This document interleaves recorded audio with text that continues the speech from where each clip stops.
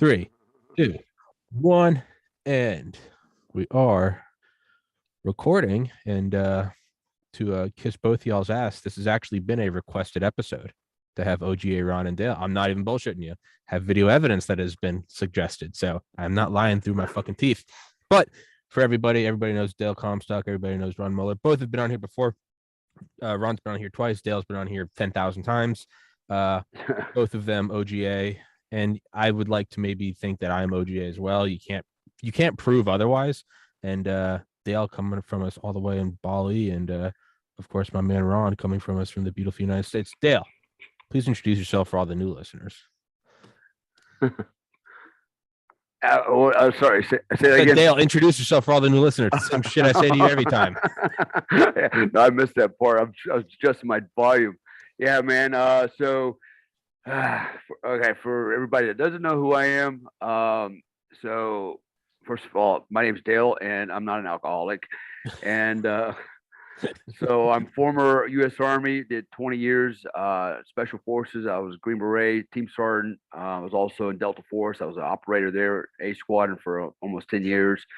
I spent 4 years in 82nd and in the 325th Airborne Infantry, also the 313th MI Battalion as a LERP in the LERPs. So that was kind of my military career. And then so I retired just prior to 9/11, and I got the call, got invited to try out for go up to OGA. I did. Spent 9.5 years up there doing the same thing I did in the military, basically.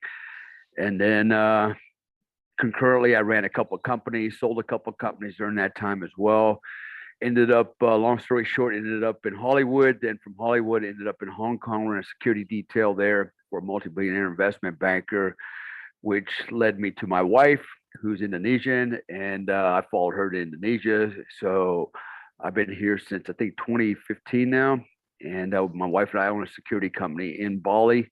How cool is that? So actually, that's what we're talking from right now. I'm sitting in my kind of outdoor kitchen-y area with my swimming pool behind me, and nice. Yeah, I've been laying in bed with my wife watching TV, waiting for this hour. So here we are, in Bali, Indonesia. But I also live in Florida. Have a business there. Have a business here, and that's kind of who I am, what I do, a little bit about my background. Dale is not an alcoholic, but the last time Dale and I hung out, I got blackout drunk, was bleeding from the head, and ended up in the ER. So, and Dale had nothing to even do with it. He didn't even touch me. That's the real power of Delta. Ron, same thing for you, man. For all the new listeners, please introduce yourself. Hi, my name's Ron. I'm not nearly as cool as Dale. God, I'm barely a pimple on his cool ass, but but I did recognize a couple things. So go Falcon Brigade there. I remember that from my son was in the Falcons. Anyways, I did 38 years in the government service, all of it in the intel career field. One day I was minding my own business when a gentleman named Tim, who was a former blue light guy and everything like that. You may remember him, Dale. He was always the cool Tim. He's kind of walking around, had the nice big salt and pepper beard. Anyways, he brought me down to Farmer John and said, "You want to hire this guy to come in and work?" And this was right prior to 9/11. And so I worked in Air Branch for 4.5, 5 years. And then I went overseas. Well, hey, before all that, I was just a general intel case officer kind of guy. Nothing special, no big deal. Didn't do any, I didn't recruit the head of the GRU or anything like that. And before that, I wasn't in the military. I was in the Air Force, and there you go. See, I get one laugh. He'll kill me later, but he'll laugh now. And I was just an intel slug there, but I did a lot of stuff in both tactical and strategic air command back when we had a real nuclear deterrent and things like that. Anyways, after Air Branch, I was chief of base over in Afghanistan. And my superpower became I could speak all the military dialects because the majority of the agency people, and you know this, Dale, like outside of SOG, had no comprehension of what the military was all about, where all the language, because everybody has a different dialect. I mean, the Right. Marines speak differently than the Army, and so on and so forth. Well, my superpower was I could translate all that into agency speak. I came back. I was a branch chief in SOG for personnel recovery. I think it's all reorganized 8 ways from Sunday now. And then a couple special duty assignments with CTC. And then one day I'm walking down the hallway and Director Panetta sort of sees me as I'm sort of trying to slink my way to the Starbucks.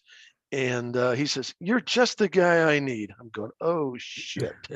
And you quickly do that mental review, like, okay, did I date his daughter? What did I do? Right. And anyways, what happened was Admiral Mullen, the chairman of the Joint Chiefs, had formed this special, high speed, low drag team of 50 lieutenant colonels and majors or equivalent Navy ranks to be his Pakistan, Afghanistan team for all things in dealing with that theater and related stuff.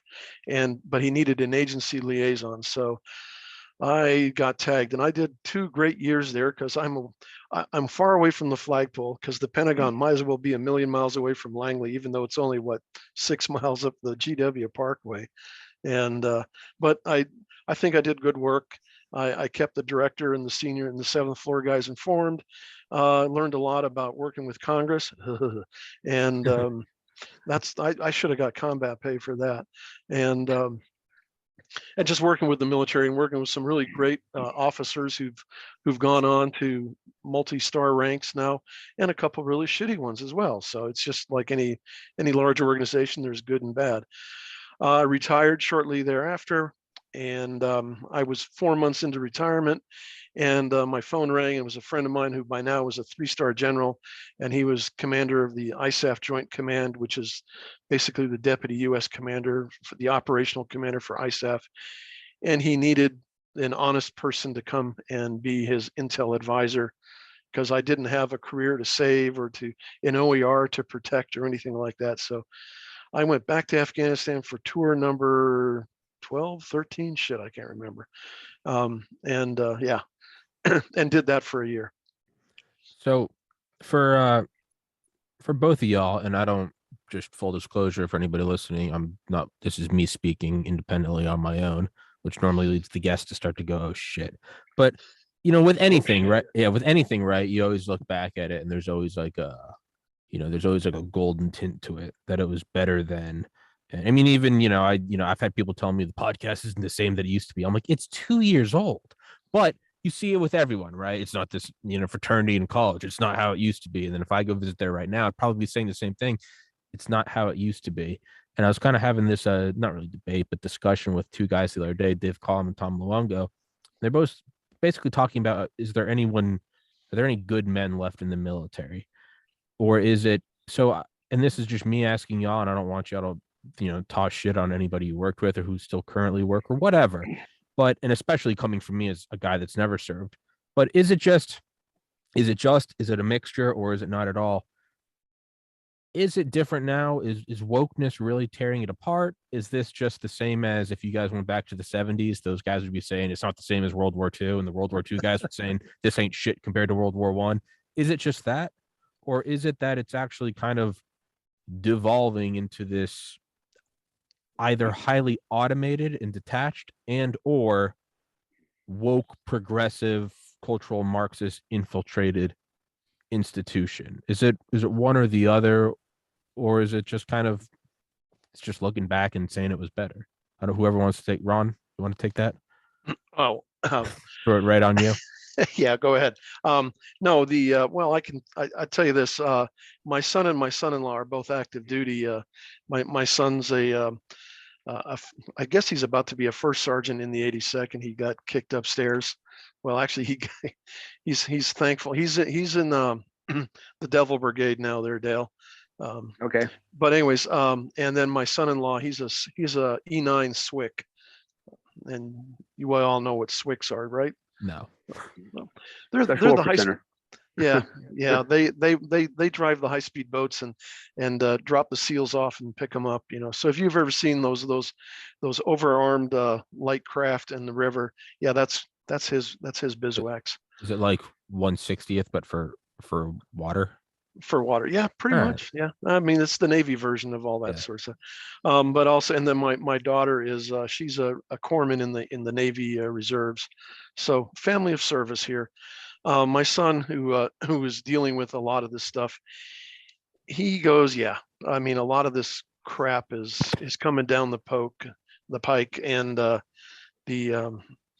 all the briefings on pronouns and this and that, and he's had guys in his company and battalion, or when he was a platoon sergeant. I want to be a Viking, which is a recognized religion, and I want to be a Sikh. And you're looking at Alabama white bread boy, and suddenly he wants to be a Sikh because he gets to grow his hair long and have a beard. And so there's a lot of silliness that takes away from training. A lot of PowerPoint Rangers there. I pick on him because he's in the 82nd, supposedly the cutting edge of the U.S. Army. I mean, he deployed for the Kabul evacuation. He deployed for the 2 years ago on New Year's Eve for the attack in Iraq, in Baghdad, after the Soleimani schwackage. So I think he has a pretty unjaundiced view, and he's been told, God, you can go all the way to be a brigade sergeant major and blah blah blah, and he's like, I'm 4 years from 20. I can hardly wait, because this isn't even the same Army he joined in the early 2000s. So, anyways, Dale, your Yeah, impressions. Dale, you Yeah, take it. yeah, it started with me actually.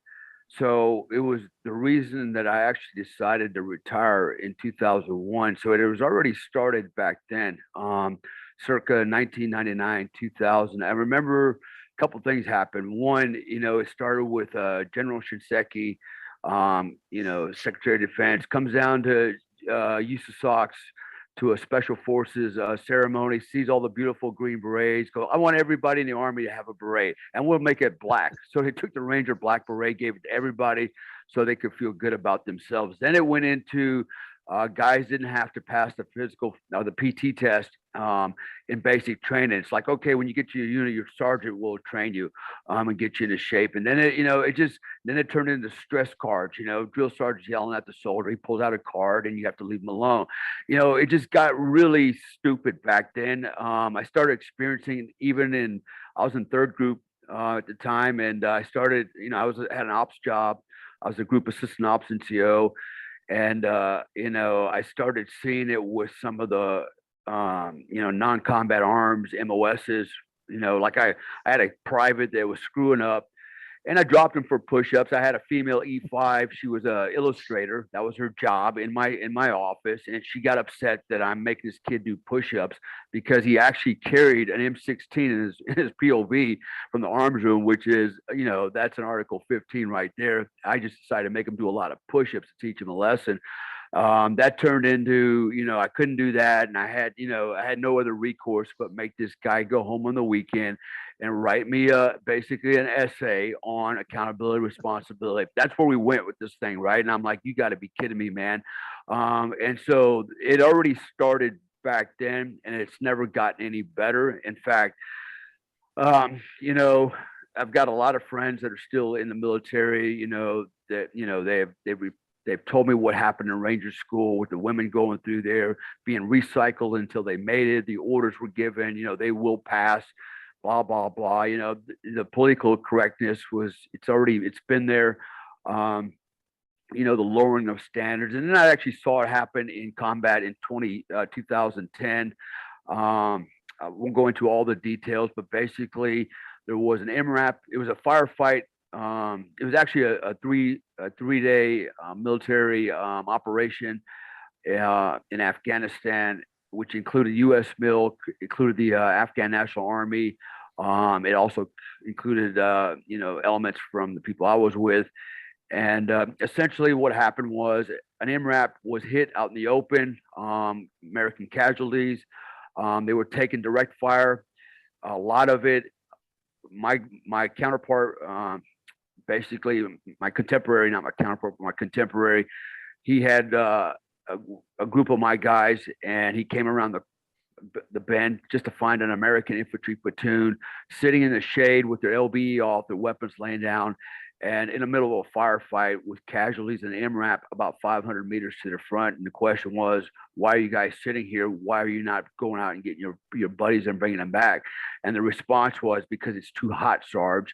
It's too hot. And so that turned into a bunch of Afghans going out there and recovering Americans. It came down to Afghan medics triaging the Americans while American medics watched. It turned into my contemporary challenging the captain, asked him, why are you not getting your men to do their job? And his response was, they won't listen to me. And so that ended up with an official report that basically found its way into the shit can. Nobody wanted to talk about what happened that day. And so to me, that was an indicator of where we are. In 2010, it told me all I need to know about, the new generation of soldiers. It's not just soldiers, but it's Americans. And, what we no longer have. And we no longer have, I think, we no longer have a fighting force or men or Americans, with exceptions, but we don't have the same kind of patriots. We don't have the same guys with the same moral, and ethical fiber, that I was used to growing up with. So we've got a whole new generation, and so my fear is, it's here, and we are going to get our ass handed to us when we start going. Look, say what you want. We didn't win Afghanistan. Of course, we didn't win Afghanistan. We got our ass handed to us right at the very end, but we got our ass handed to us the entire time we were there. Yeah, we got Osama bin Laden. We could have got him a lot sooner than what we did, but we spent, we spent a lot of lives moving to ambush, doing same stupid, conventional tactics against a guerrilla force, if you will, and they were beating the shit out of us, just like the Mujahideen beat the Russians. This was all political. It was no longer about war fighting. It was all about politics and power and money and bullshit. And unfortunately, I saw it too late. When I did see it, circa 2011, is when I decided to walk away. And I was just grateful that I was still alive to think about it, because I look back at, well, let's just take the 13 Americans that were killed in August in Afghanistan in that invasion. They died needlessly. I think back to Somalia when the Clinton era, with all those guys that were killed from my unit and from the Ranger Battalion, and all the guys that were WIAs for what? Absolutely zero, nothing, nada happened out of that. We let Adid go. So it's and there's a soldier in me that goes, man, I want to fight. I want to do the right thing for my country. And that idea has long passed, man, because I've seen that. And I was talking to my friend, one of my friends here, he's a Green Beret. He goes, dude, he said, we got used. He goes, we got used. And I said, yeah, I think you're right. We got used as soldiers. We got used, and a lot of our friends are dead because, General Garrison said it one time. He said it perfectly. The morning after October 3rd, 4th in Somalia, Mogadishu, actually it was a few days later, we had another formation. And it was when Bill Clinton decided to, index it, pull us out of the conflict. And General Garrison, he started the morning formation with, gentlemen, war is nothing more than an extension of politics.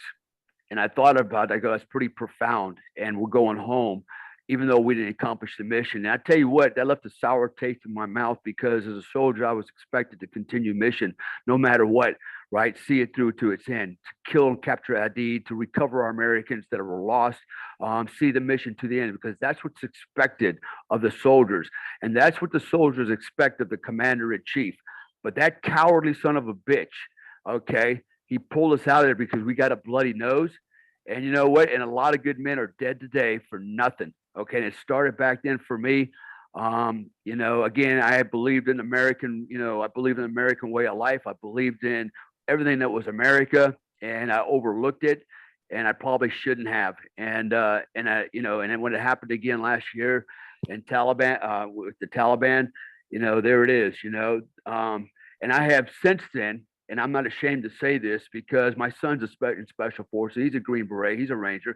I've actually encouraged him to get out of the Army, and my reason was, why are you fighting for this administration? This is a socialist communist administration. More than half America doesn't appreciate you anyways. They would care less if you get killed. Nothing's going to come out of it. You will die needlessly. Nothing good will come from this. And every time in fact, this morning I had a kid call me, 16 years old, from California. He said, I'm really interested in joining the military. I'd like to be in Delta like you someday. I need advice. And I thought about it, and I was like, you know what? There was a time I'd have said, go for it. But now I told him, you know what? You might want to rethink that. I said, go get an education, get a job, make a living for yourself, be a sovereign man, be independent, and try to distance yourself as much as you can from the United States government and all these son of a bitches that are running this goddamn country and killing people, man. And so that's my attitude now. And I will no longer encourage anybody to join the military. I will discourage it just because it is not the same military. I've watched men die for nothing. I've seen families suffer for nothing. Why? Because this government, this particular government, can send our kids to die. I say send their daughters first. Send their daughters first. Let's see the Democrats send their daughters first. Of course, they're not going to do that. The hypocrisy of it all is more than I can stand. And even now, a couple of days ago, when the Supreme Court, overturned Roe versus Wade, apparently, not only the Department of Justice, but the Department of Defense also came out and opposed to that ruling. They actually had something to say about it. And I'm like, since when does the U.S. military have anything to say with what the Supreme Court decisions are? Their job is one thing, and that is war fighting. That is it. And suddenly they're involving themselves in something that doesn't concern them, and so this tells me all I need to know. This is not the same America. I don't think it ever will be. And I will encourage every red-blooded American, every patriot, don't fight for this country unless we're invaded. Then fight for this country, but fight for your family, fight for your friends, fight for like-minded patriots and Americans. Fight for that. That's it. We don't need to go to foreign soil anymore and fight anybody else's war, i.e. Ukraine. There's a perfect example. Why the hell are we fighting there? Why are we doing anything there? Let the Europeans fight that war. They botched that up. They relied on us all these years, took NATO money, our money, and they did nothing to protect themselves. Now they're all shitting in their pants going, oh crap, the wolf is at the door. Come and help us. What, you want us to send my American son to come and protect your sorry ass because you couldn't do it? And wait a minute, what happened with Ukraine? The Nazi brigade, and all that bullshit. And suddenly we're like, let's arm all the Ukrainian citizens to defend themselves. Yet we're saying disarm all Americans. Here, take away our two-way rights. And I'm being called a fascist Nazi because I'm a white man. This country is screwed up. And it's not just our country, it's the entire Western culture. I live in Indonesia and in this part of the world, and they're laughing at us. They're laughing hard at us. They just think we're a bunch of morons. They've lost all faith in us. And I'm embarrassed as an American. I'm not afraid to say that. I'm embarrassed as an American in this country here, to even admit that I'm an American. In fact, I try not to even admit it. Unfortunately, a lot of people recognize me. And I'm not making any more excuses either. I'm just like, I'm here to live my life, and that's it. That's all I care about. So there's my rant. Is that my 30 minutes yet? Is that the Dale's legendary rants, which are some of the most viewed things on this podcast? Although I genuinely agree with everything both of y'all said, I will do what I always do on this podcast, because if we're all just agreeing with each other, then there's really no point in watching. You could just read our thesis statement and then turn it off. So I will do what I always do and play the devil's advocate, which I genuinely don't want to do right now because I do agree with everything you said. But I think it's good to stretch your mind and try to do this. So that's what I will do now. All of those things can be true. And it can also be that we are looking at the slice of time that we live in. I look at Wild Bill Donovan, the first head of the OSS, right? World War I veteran. Guy was absolutely nuts. And nuts in the way Dale's nuts, just goes and does shit that like no normal man would. He came back. He was good friends with FDR. He was a wildly popular veteran, and he actually came out at the beginning of World War II and said that there was no need for a draft. That the draft in World War I showed the needless slaughter of young men in a war that we shouldn't have been in, and that you also lose you lower morale by having guys that don't want to be there. And this isn't me. This isn't some woke shit. This is Wild Bill Donovan, World War I veteran. He went and then on FDR's behalf, if I'm recalling it correctly, toured Europe, mainly Britain, and said they're going to get their asses kicked, but what they do have is the will to fight. If they didn't have the will to fight, then we weren't going to help them. We're just going to let them fall. But the very fact that they were at least going to try showed that we should try too. And he came back and actually changed his position on the draft. And then as it goes forward, we have the draft in Vietnam. And I think by then Donovan was dead. But you kind of saw the same thing resurge. Like, should we have this? Are we just going to lose morale or get officers getting fragged? And you move forward from there. And then another thing, Richard Rhodes, a famous author, I've had him on here. He has a great book about violence, and it's kind of what I said earlier. It's these generals, or not these generals, these soldiers recalling their time in Vietnam, and they're like, "This is hell." And they're talking about how some of the older guys who were in Korea were looking at them. They're like, "What are you talking about? This is a cakewalk. Like, do you have any idea?" Strategic Air Command, Curtis LeMay, they're like, "Do you have any idea what we did in Korea?" So Rhodes then goes back and goes to guys that knew LeMay, how they were like bombing dams and stuff. And they were like, "Do you know what we did in Tokyo?" And so from guys who have served, not my marshmallow ass sitting in an air-conditioned apartment in slippers, there seems to be a pattern of guys saying like it's not the same.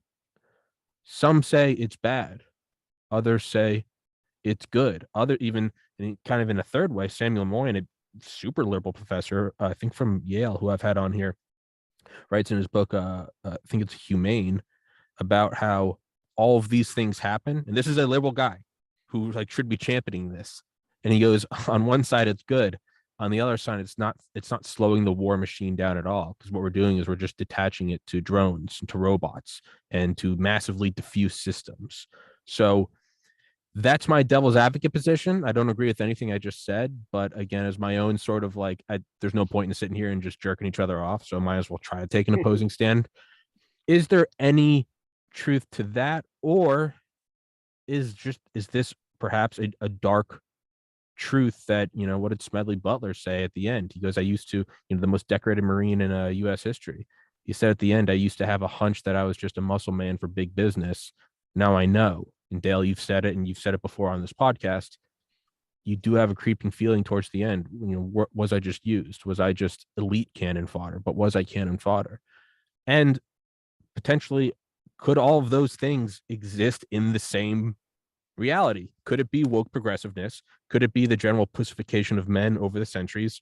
Could it be you got used? Could this also be a truth? Could you go back to ancient Egypt and they're like, it was nothing like it when when I was growing up, you never got a day off building the pyramids. You fucking kids now only need to work 6 out of 7. Is there any truth to any of those, or am I just talking as a guy who has never served? And as always, Ron, I'm going to throw this right in your fucking lap and make you answer all the questions of the universe. The answer is 6. Yeah. Okay. That's it, guys. Answer 6. Podcast over. No, yeah, there you go. No, I go to the VFW where I live here, and he just passed, but we had a D-Day veteran from Utah Beach. We have Korean War vets, Vietnam vets, Desert Storm vets, and so on and so forth. And we all talk about our stories, and the locations are different. Some of the situations are a little bit different, but at the end, it's the same thing. Watching your buddies get wounded or worse, fighting an enemy, sometimes wondering what the hell's going on. Poor leadership, inspired leadership. So these are some of the universal constants, I think, for anybody that chooses the warrior path. But I do think it is worse now than ever before. I first joined in the mid '70s, so when I well, of course, I was in the Air Force. So when I showed up at the country club, known as an Air Force base, and after I joined the golf club and the bowling league and everything else, I'm kidding, I'm kidding. Um, yeah, yeah, Dale's gonna reach through the screen and choke the living shit out of me. No, Um, I'm with you, man. I get it. so, but this was in the immediate aftermath of post Vietnam, and drugs were rampant in the barracks. I mean, I would get back from work. I was in a forward air control squadron, so I was doing some pretty low altitude, low speed things, but it was a lot of fun. Um, and I mean, I got a contact high just walking to my room from the front door to my room. So it was pretty bad. I mean, we had nightly raids by the military police, security police, whatever, the drug dogs. It was, so there were some tough times, but we persevered. I think we just got rid of all those people. We took a downward dip a little bit in readiness and in manpower, but we got rid of all those bad apples, and we just wouldn't put up with it.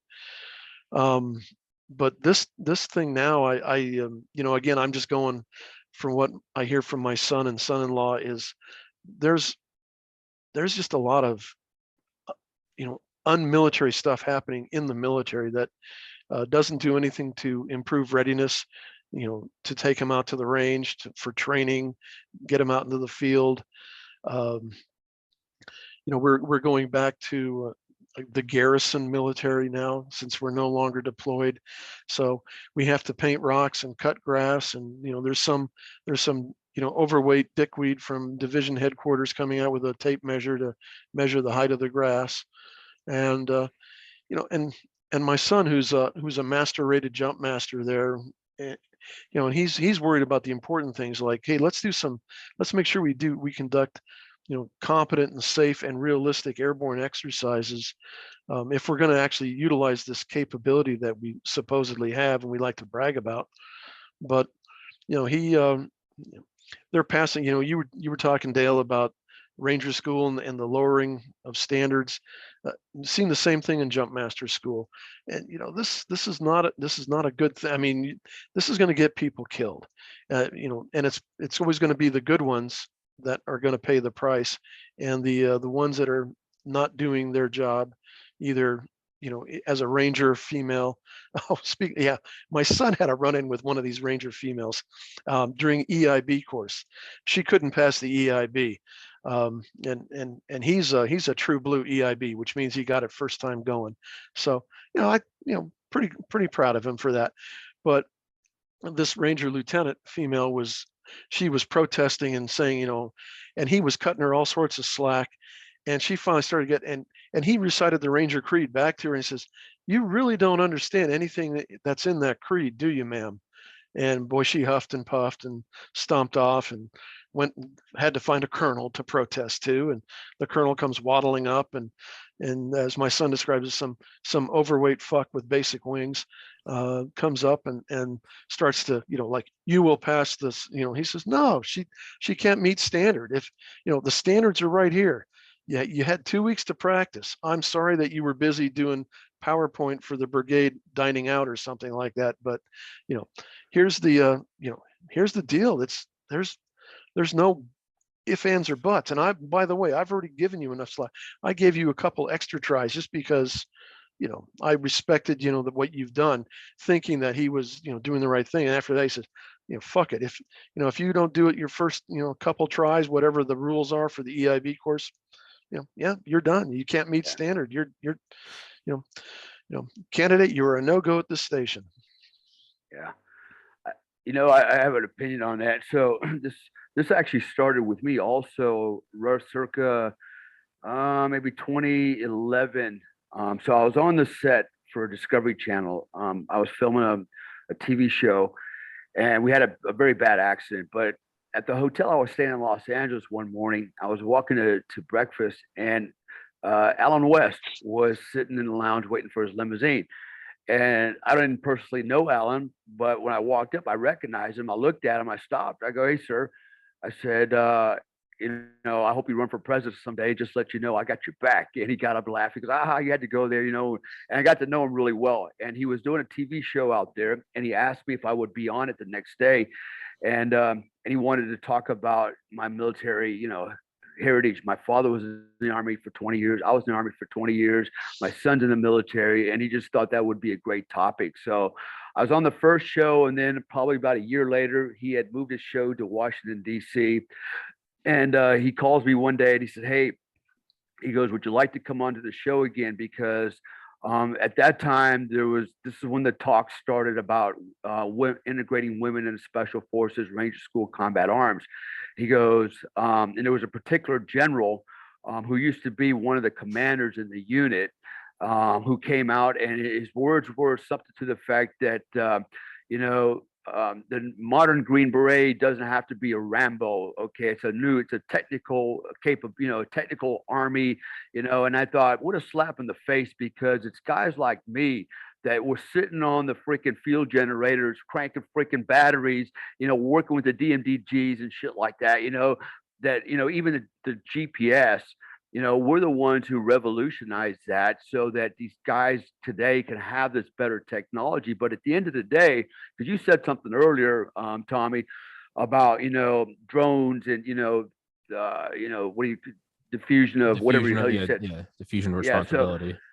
So it always comes down to, and you can use all the cool buzzwords and say all the cool shit, but at the end of the day, when it comes to combat, it always comes down to the man on the battlefield with the firearm. That's it, man. I was gonna quote the Dale line if you didn't say it. Yeah, it comes to that, right? And so, and I look at it like this: all that high speed technical shit doesn't mean nothing at the end of the day if you ain't got a man that can hump all that shit in the field, right? Can carry his buddies and do everything that needs to be done to conduct that operation. And so he asked me if I would be willing to come on the show, and I did, man. I let loose with both barrels on this general. I don't care. I know who he is. I think he's a piece of shit. And it says all I need to, look, I got a lot of friends that are officers, and I respect officers, but at the end of the day, military officers are generally executive managers. That's it. That's what your job is, right? You're not really leaders. That's a misnomer. Okay. It's the non-commissioned officers that are actually the leadership of the U.S. military, and everybody else is either they're either privates or they're executive managers. And here we got a guy that I consider an executive manager telling guys like me that my skill sets are of old, and the new Green Beret is a technical guy. It's all bullshit. And so it started with that. I actually went up there and had my say. Of course, I got a lot of hate, which was funny. It's actually got a lot of hate from civilian males, right? They call me all kinds of names. You're misogynist. How dare you? Whatever. The guy never spent a day in the military, but I'm a guy that I was in the infantry. I was a Green Beret. I was in special operations. Okay, I lived in the field. I know what it's like to carry a lot of weight on your back, to hump miles and miles and miles over weeks and weeks and weeks, living out of your rucksack, shitting in a plastic bag, right in the middle of your team where you all get to watch and pull security so I don't get killed. These are the things that the realities of combat nobody wants to talk about. They actually think, everybody fights the last war. They think, oh, firefight, get out of a truck in the desert and duke it out with the bad guys. So women are getting in firefights all the time. I'll tell you what women are not doing. Women are not humping the jungles of Guatemala with an 80, 90-pound rucksack on, 35-pound LBE, heavy weapon systems, comms gear, batteries, everything that they're going to live off for the next month on their back, to include carrying out their wounded or dead bodies, right? So there's this thing that just eludes all these people that are out there. They're sitting on their couch trying to tell soldiers how to be soldiers who have themselves never been soldiers, include these generals.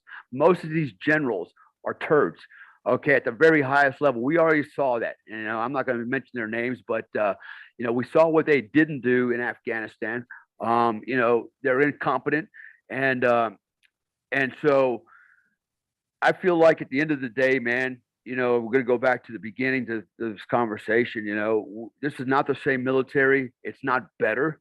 It's getting worse because everybody has this notion of this utopian military. We're all, I watched Top Gun a couple weeks ago. Now, I like Top Gun. I actually thought it was pretty good. It was full of toxic masculinity. It was perfect. But, look, even Ray Charles could see the political correctness that was all woven through there, right? You had every ethnicity represented as a Top Gun to include a chick, you had all this stuff going on, they still made their political statement. Outside of that, it was still a lot of testosterone. Okay, I was good with that. And actually, I think a lot of Americans actually like that. A lot of patriots like about time we get back to, real military men and fighting, and I think that's what America wants, but that's not what America is going to get. It's not what we're getting. My story from 2010 told me all I need to know. What happened in Afghanistan last year tells me all I need to know about our leadership. We have no leadership. We have executive managers. They don't know what the hell they're doing. And so, we're not going in the right direction. And one of the things else I want to comment on was it's been my observation, having been in the Middle East for many, many, many, many years, having been on this part of the world. There was a time when American soldiers, we used to go out and do hand to hand and beat the shit out of each other. Think about the 40s and the 50s. We did push-ups until we threw up. We were rough and tumble kind of guys. And suddenly we've evolved into these gentlemen warriors, right? These technical Green Berets. Don't have to be Rambo. All this bullshit. While we're doing that, our enemies are actually doing what we did in the 40s and 50s and 60s. They're out there kicking the dog shit out of each other, and they're manning up. It's a paradigm shift, and we're going to come up on the losing end of it. When I was in the 3rd Special Forces Group, I remember my command sergeant major at the time when I first got there.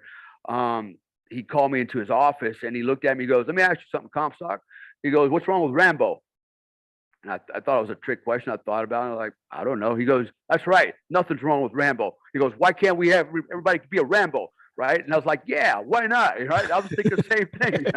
Why can't we all be like Rambo? And this was during the era where we were the gentleman warriors, right? I was banned and barred from fighting in tough man contests because it was unbecoming of a professional. I'm like, I'm a warrior. But they didn't want warriors anymore. They want these gentlemen walking around in uniforms, everybody gets a black beret and feels special. So it already started. Okay. It just keeps getting worse. Okay. And where it's going to end, I think it's going to end with a lot of dead bodies, a lot of dead Americans. I think that's where it's going to end. And that day is coming. We're getting closer. We're inching closer to it. And the rest of the world's lining up. The Chinese, the Russians, North Koreans, Iranians. There's many out there that are ready to take us on. And I personally don't think we're ready for it. At the end of the day, all this technology bullshit, it's only going to carry you so far on the battlefield. It's going to always come down to the guy with the gun, stand out on the battlefield. And that whatever we put out there is what we got to fight with. So. Yep. I told, I think it was a senator when I was working for the chairman. We had to go up to his office and he was asking all sorts of stupid questions about the military. And the military people they were all being very cautious, very politically correct, because he didn't know who I was. I was just some civilian in a crappy suit. And I said, well, while you're sitting there, bad mouthing the American soldier, just remember that soldier and his buddies are the ones that carry out the last 100 meters of U.S. policy when they take the fight to the enemy. And the military people I was with was like, wow, I wish we could say that. I mean, they felt that way, but they couldn't say that. And the senator just looked at me like I had a third eye grown out of my forehead for a second. And he goes, well, that's not what I meant. I wasn't, decrying their patriotism. He says, no, that's exactly what you were doing, Senator. I'm just glad you're not from my state. Yeah. It's so it kind of makes me think of like the cycle of like wealth, right? That it's like a long studied thing, I think, for like the last 200-300 years. It's nothing new. It's what we all know. It's like the cycle of wealth, right? Dad is a first generation immigrant or whatever, hard scrabble, builds his own thing, becomes this, either becomes like a Rockefeller or a Carnegie, builds his empire, or much more common, right? Because obviously you wouldn't be special if you were a Rockefeller, or you are special. Much more common is they pull themselves out of poverty to an above standard, respectable level of life. Again, whatever it is, 1750, 1950, whatever. Child after them will either inherit it and they will become the huge mover and shaker, or they will bring it up modestly, or they will plateau, but they will be born into a life much like I was. My dad, super poor, horrible upbringing. I got to, I was born into. I got to go to private school, and I would like to think I'm going to out earn the old man with the podcast. That's kind of my main priority, is just to fucking stick it to him. But right, had I not though, had I gone to medical school and become a doctor, that would have been about a plateau. Would have been not living in pain. And then there's the third generation, which is often like the spoiled generation. Either they will completely fuck it up on their own, or it will be a slow and gradual decline. And then the fourth generation is the quote unquote trust fund kid with the coke problem. His kids have nothing. And oftentimes his kids either grow up in complete shit. They are then back to square one. They claw themselves to the top. We see that in the United States. Kind of the beauty of the United States, in my opinion, is all the assholes are always being replaced by immigrants. So, a fat Slav who grew up in suburbia is replaced, like my friends in college, these hungry immigrants from Korea and from, I think, Congo, who are both physicians now, just crawling to the top, on and on and on, right? And you get this sort of these staggered systems. And that's really what produces the massive wealth in the United States, in my humble, limited wisdom.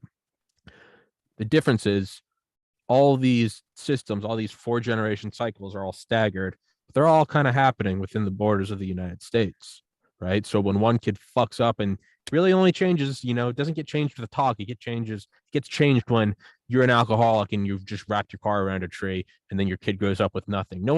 That guy didn't just change himself because dad said so. No, the reality of life smacked you in the face, sometimes literally.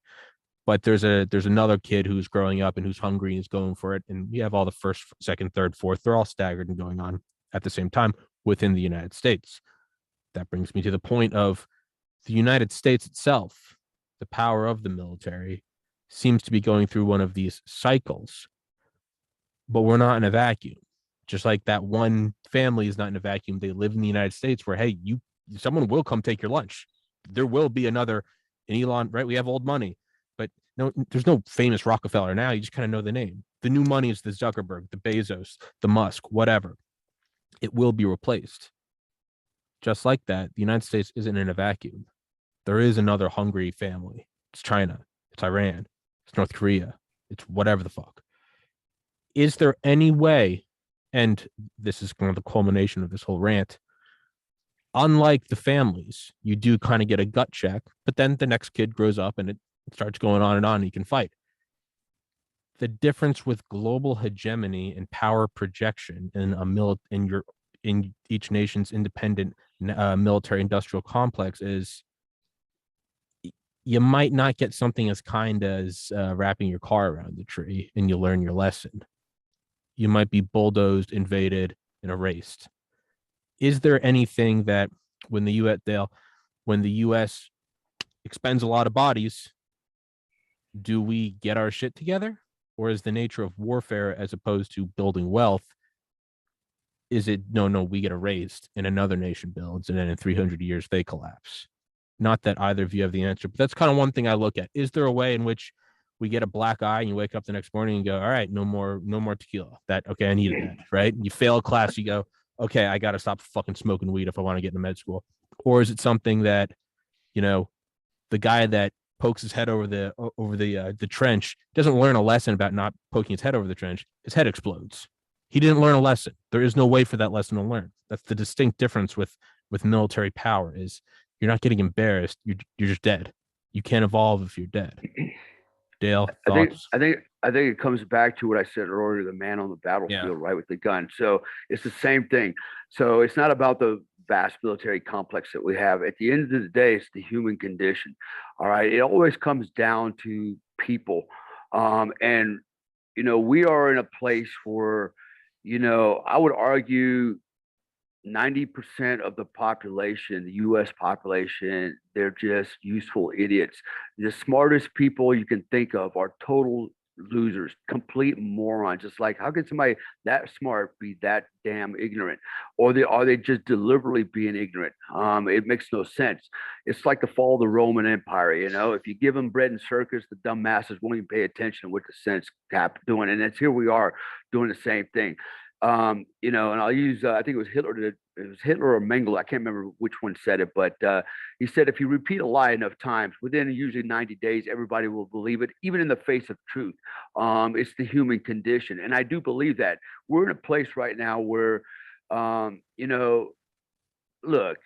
I mean, there are some things that are just so obviously wrong, and how people can buy into that. It just, the flat earthers. All right. There are people out there that actually believe the earth is still flat. Are you kidding me? Okay. Even Ray Charles can see the earth is round. Jesus Christ, Jiminy, But yet we live amongst these people, and it's just not a few of them. It's lots of them, and it's not just flat earth. It's everything that we deal with every day. And are we going to change these people? No. For whatever reason, they're not going to change the way they think. They've been inculcated into a mindset. I think, the term is mass hypnosis psychosis, right? Mass formation psychosis. Yeah. What was it called? What'd you say? Mass formation psychosis. Yeah. Yeah, exactly. Right. So it's like, look at this little shiny object. This little shiny object is a diamond, when in fact it's just a piece of freaking aluminum. But if you say it enough times, everybody buys into it, And so, and I think it's the human condition. We're not going to change that. And I think it's just, I said earlier, I mentioned, I think I mentioned on this one, was Gustave Le Bon. He said that man is the warring ape. And that's really what it comes down to. Not only are we the warring ape, we're just a bunch of apes. We ain't too damn smart, which is amazing. Is as smart as we are, we're really not that smart. And we're just kind of, I don't know what's going to change. And I think, guy sticks his head up, gets slapped in the face. He's going to have a tendency to keep sticking his head up, getting slapped in the face. We're seeing that happening every day. People keep getting slapped in the face, and they just keep doing the same shit over. It's like, it's the human condition. It's got nothing to do with, the vast military complex or anything like that. Unless people change the way they think, their critical thinking skills, nothing's going to change. We're only going to devolve even more. It was Mark Twain, I believe, that said that, most human beings don't want to take responsibility, because responsibility implies effort, work, thought, and they would rather not do that. They would rather let somebody else take responsibility for them. And I think that's really a very true statement. I think most people don't want to take responsibility for their life, their freedom, and all the things that, that we enjoy, that many of us enjoy. I don't think nobody wants to take responsibility for it. And they're willing to give that to somebody else to manage for them. And, humans are corrupt, man. We're evil people, man. At the end of the day, we're evil freaking creatures. And we will take that power and we will corrupt it. We will use it to our advantage. That's what it started with, Cain and Abel. I mean, we go all the way back to that if you want. I have a belief that, everything comes down to three things, three elements when it comes to, for example, politics. It's power, it's money and power, they go hand in hand, and pussy, procreation. I mean, that's what we fight our wars over, right? What else are we fighting wars over? We want power. Okay. What does that mean? Land is power, money, right? And to procreate ourselves. That's just, we're the warring ape, man. And that's what we fight over. We're not fighting over Bitcoin and some other bullshit, We're fighting over money, power, and procreation. It's our basic, and I reduce it to that level. It's our basic human condition. And unless we change that, nothing's gonna change. We're circling the drain, man. We're circling the drain. Dale, as our mutual friend Stoley likes to say, it comes from the dawn of time till now. It comes down to mercenaries, pimps, and prostitutes. And I can't quite yet find a chink in that argument. I think it changes in that we get better technology. But yeah, I mean, whether it's building the pyramids or whether it's sending yourself into space, it's money, pimps, and prostitutes. Ron, do you want to closing comments on that? No. Okay. God, all right. I think Dale pretty well covered it. No, I mean, I worry about the same things. I mean, yeah, we're gonna, this regime that's occupying the Oval Office is writing checks that our country can no longer cash, and they're making bad decisions on top of bad decisions. Maybe this is all part of some nefarious plan that they have, but it blows me away. But there's going to be something. It's not going to be the little embarrassing Iranian gunboat stopping a U.S. Navy vessel in the Persian Gulf, and we have the humiliating pictures of U.S. sailors, on their knees with their hands behind their head, type of thing. I mean, we're gonna suffer a catastrophic military defeat, and what are we going to do? I know we can go and rely on the same, DOD, both military and civilian leadership that, did such a great job in Kabul a year ago. I mean, nobody resigned, nobody got fired, nobody got called out. In fact, people got promoted and people got great new baubles to put on their chest and things like that. I mean, Mark Milley should have resigned out of sheer embarrassment, but the man has no honor. And and I'll say that to Mark's face because I've served with him before, and he likes to use playground bully tactics to overwhelm you. He's got that big booming voice, but like I've told him sometimes, this is, you're full of shit, Mark. And he doesn't, and the general officers do not like being told that because they literally have everybody around him saying, my God, you are the most wonderful thing ever. And yeah, but we don't have the type of leadership, either military or civilian, that we so desperately need in a very, very dangerous world, especially now. I can't begin to tell you some of the horror stories of some of the people that are now in senior positions. They were just as bad when they were of lower rank, either military or civilian, and they haven't improved with age. They haven't gained any wisdom, and they've surrounded themselves with sycophants that only encourage more failure. My little rant, Dale. Well, no, you said it perfectly, man. You said Mark Miley. I didn't say his name earlier, but that's exactly who I was thinking of. That freaking, here's a guy that's a paper tiger. He's got all that bullshit on his chest that he really didn't goddamn earn. All right, and he wants everybody to believe he's General Custard when he's fucking, look. I know privates more qualified to do his job, especially what happened in Afghanistan. Okay, freaking. I know privates that could conduct a better operation than that jackass did. All those guys, totally negligent, and there are dead people because of them. Period. And those guys, you're right. Those guys should not be sitting in those seats at all. They're not worthy of it. They haven't earned that right. Period. Well, I know, and Dale, I know you got to run, so I'll wrap this one up. But I guess my closing question to y'all is, and I because I kind of have gotten this after interviewing so many guys that have kind of even Mike Durant, right, the Black Hawk Down pilot. I've interviewed him 5+ times. He says in his book, In the Company of Heroes, after what Bill Clinton did, he was like, he led, and who knows better than Mike Durant than Schuchart and Gordon, right? He was like, what was the fucking point? And but it kind of comes down to this: it's like the more I have these conversations, the sillier I feel for having an American flag behind me and being rah rah America. I start to think, am I just a fucking idiot? Like I don't care if like the left doesn't like it, they don't like it. I'm a white guy with blue eyes. Of course they don't like me. But part of me hears all these stories and I kind of feel stupid for having a flag behind. Other times I don't. My grandpa's brother was 18 on Omaha Beach. He survived. And I look at that, I'm like, that is something to be proud of. And for all of our flaws, I still think that we have a lot of flaws. I think we're the least worst nation. There's a reason why the gradient of, to borrow from biology, the gradient of the flow of immigrants is here and not away. We need a wall to keep people out, not to keep them in.